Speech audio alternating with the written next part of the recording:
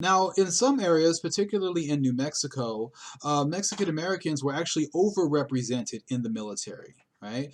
For the amount of population of Mexican Americans that were in New Mexico, many more of them joined the military in comparison to Anglo Americans in New Mexico, right? And part of the reason why you see this push to join the military was because of the economic conditions at the time.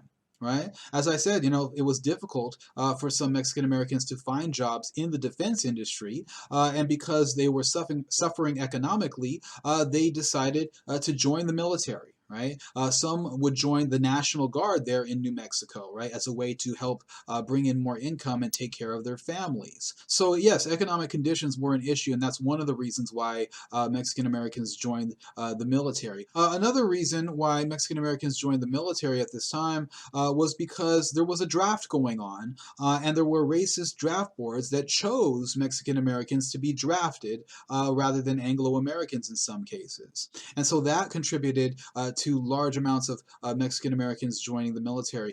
You also have a denial of military deferments. What's that?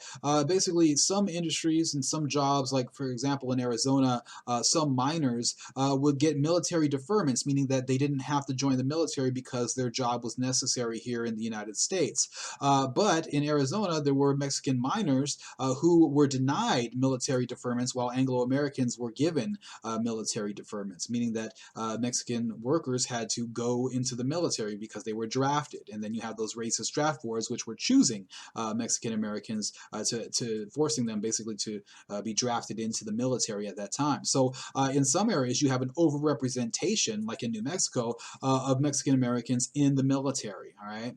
And so Mexican Americans definitely participated in a large number of battles during World War II. Many fought heroically and were given medals of honor.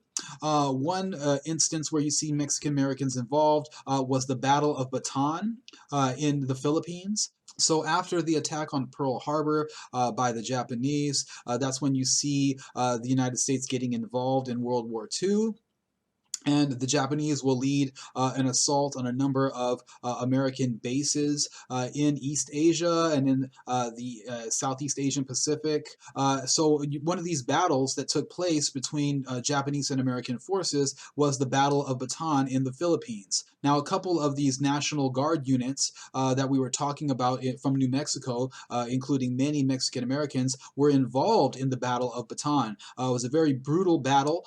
Japanese forces eventually overwhelmed U.S. forces at their base there in Bataan, and they forced them to surrender. Part of the reason why they surrendered is because they were running out of supplies, right? They didn't have medical supplies, didn't have enough ammunition, and so eventually they had to surrender to the Japanese forces. And so after they surrendered, they were forced to march to a prison camp about 65 miles away. Right, so imagine marching for 65 miles. You get tired, right? Sometimes you feel like you can't make it, especially if you aren't given enough food. And so, if soldiers would fall down from exhaustion, or if they just were going too slow, they could be killed. Just executed right there by the Japanese military, or even beaten to death. All right.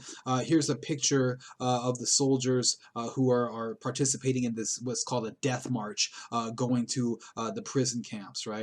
And so that took about 12 days for them to make this march. Oh my goodness, imagine that. All right. And so these soldiers included many Mexican Americans. They would be imprisoned in a number of different prison camps over the next 34 months, and eventually they would be released, right?